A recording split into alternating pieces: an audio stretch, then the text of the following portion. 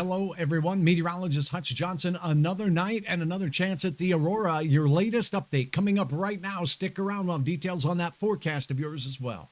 Now, a Hutch's weather update with Chief Meteorologist Hutch Johnson. Brought to you by Robert Gibb and Sons. Thanks to my fine sponsors, and thanks to you for trusting me with all of your weather information. It's a trust that I do not take lightly. Temperatures range from the 30s in north central and northeast Minnesota to the 50s here across the valley. It's been a lovely day out there. We do have some high streaming clouds and a chance at that aurora once again.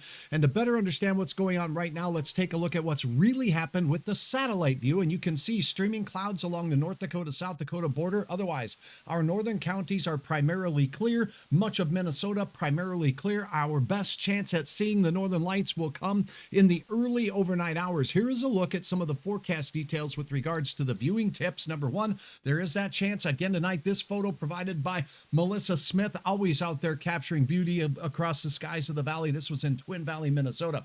Get away from the city lights. Tonight's chance is not looking as strong as last night's as far as the numbers go.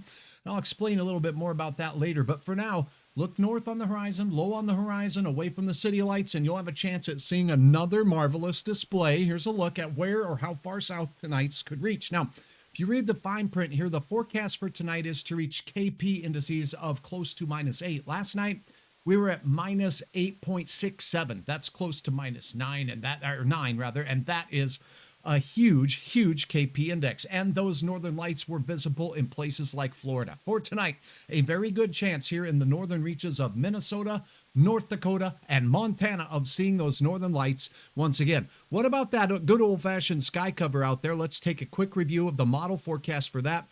We'll look at the high-resolution model data here as we head into your evening. Now, here's what you need to know. I'll go ahead and turn this over to cloud cover. This is a high-resolution model. It's going to show us the details of the overnight trend for clouds. So again, clouds over the North Dakota-South Dakota border. This model doing a great job of capturing those early evening hours. The levels or the numbers that dictate the strength or the chances of a northern light or aurora borealis event are going to be up there pretty good in the early overnight, dip down a little bit and reduce, and then towards morning we'll have an increased chance again. So it won't be over, but the best chance viewing wise may be in the early overnight. You're looking at about that 10 o'clock hour as we go through the overnight. Clouds build in from the west, and as we get towards just before that daybreak here, pre-dawn, this is 4 a.m., we could have a batch of mid to high level clouds making their way through. But once again, we'll see areas with peekaboo spots. So if you're an early riser, get out and check out those skies tonight. Temperatures very comfortable for your viewing, although we dip into the 20s for most of Minnesota and much of North Dakota, with the exception of Southwest out there in Stark County near Dickinson, where I did get some photos uploaded. I'll show you a couple of those in another video. 50 for the temperature for your Thursday afternoon, 52 in Fargo, Moorhead, and southeasterly winds at 5 to 15 miles per hour with those passing clouds in your forecast. The next 7 days as we look ahead, showing that warmth cuts off abruptly. Cool front arriving a little earlier than I thought yesterday. So I've dropped your Saturday temperatures into the mid-40s, and they fall and stick in the 30s. Look at that, 38, 38, 38. Hope it's great. That's what it looks like with spotty spits of light snow, nothing heavy. Morning temperatures will be in the 20s until we do a little bit of a rebound on your hump day next week. Thanks so much for watching. I'll have an update, and again, check up for my videos.